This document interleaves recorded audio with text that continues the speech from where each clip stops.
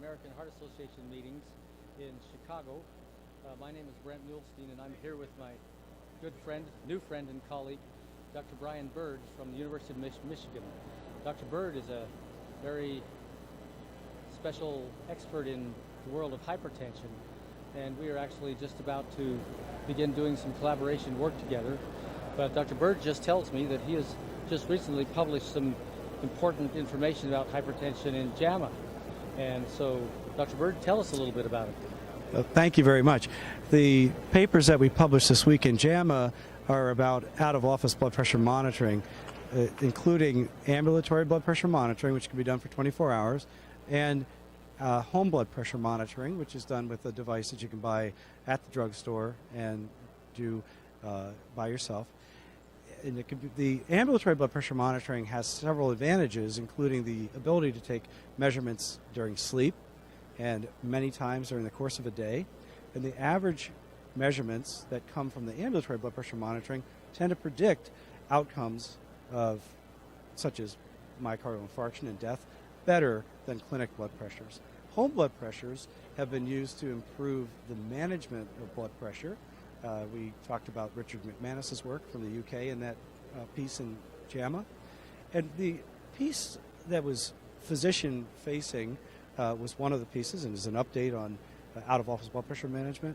And the second piece that we did was a patient-facing piece, a patient page, about ambulatory blood pressure monitoring and home blood pressure monitoring. I didn't think there was enough information for patients about those topics. Well, thank you very much. So if I interpret that, my patients who come in and say, and I tell them your blood pressure is 150, that's too high, then they say, well, that's just because I'm here in clinic. At home, it's never that high, so I don't want any more drugs. So are they telling the truth? They might very well be telling the truth. So there's often more, there are factors that happen in the clinic that tend to predispose the blood pressure to be overestimated in the clinic when measured in very traditional means. In our clinic, we measure the blood pressure 6 times, 1 minute apart, and we typically see that the second and third measurements are lower than the first one. The fourth and fifth are often lower than the second and third. And this is often due to the fact that when you bring people back quickly and they haven't had an adequate period of waiting, their blood pressure could be up a little bit because they just did some walking. They may be a little bit nervous. The cuff might be a little bit uncomfortable. If you measure it multiple times, you tend to see it come down. But you can also teach people, especially with a written handout, how to do that at home using a home blood pressure cuff, measuring the pressure more than once at home, and writing down the average and averaging it over time, and you can get a more stable estimate or impression of what the blood pressure is than what's achievable in a single office visit with a single blood pressure measurement. So it sounds like it may be an advantage to figure out ways to measure out-of-office blood pressures and then act according to that. But just one last question. Yes. We try to be evidence-based, and the most recent evidence that I remember came from the SPRINT trial. We participated in the SPRINT trial, and every one of our patients was measured in the clinic with a specific machine, and they did it 5 times.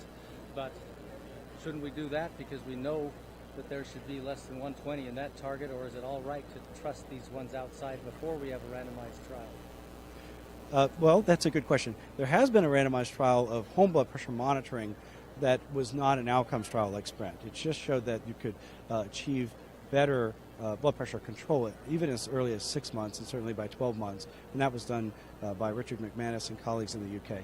The 24-hour ambulatory blood pressure monitoring, we don't have randomized controlled trials related to that yet. There is a trial that the Europeans have organized called the MASTER trial, which is using the 24-hour ambulatory blood pressure monitoring to try to identify a condition called masked hypertension, which appears to be, blood pressure appears to be normal in the clinic, but it's actually elevated outside the clinic. So there is more data being accrued right now. But at the end of the day, I think it's ideal, as you said, to use the SPRINT-based blood pressure measurements in the clinic.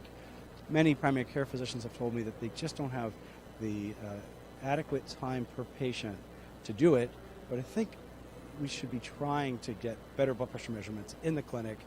To the extent that that's not possible for practical reasons, out-of-office blood pressure monitoring, I think, is a good idea. Oh, that's wonderful. Well, thank you very much for your excellent work and publishing important things to help us all help our patients live the healthiest lives possible. Thank you very much. Thank you.